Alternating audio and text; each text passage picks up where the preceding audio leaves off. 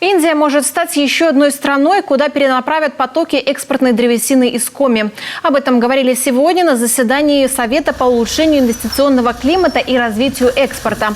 Экономические санкции недружественных стран отчасти затронули предприятия лесного сектора. Есть сложности с логистикой и оплатой поставленных товаров. Но в целом ситуация в отрасли стабильная. Федеральные и региональные меры поддержки работают и пользуются спросом у бизнеса. Республика Коми исторически славилась предприятиями лесопромышленного комплекса. И, безусловно, это ключевая отрасль для всего северо-западного региона нашей страны.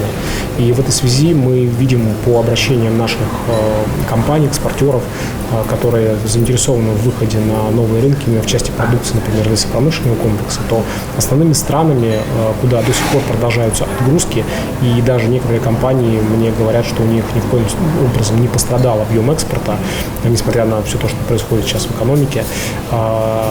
Среди этих стран я могу выделить такие страны, как Египет, Турция, Казахстан, Объединенные Арабские Эмираты и Исламская Республика Иран.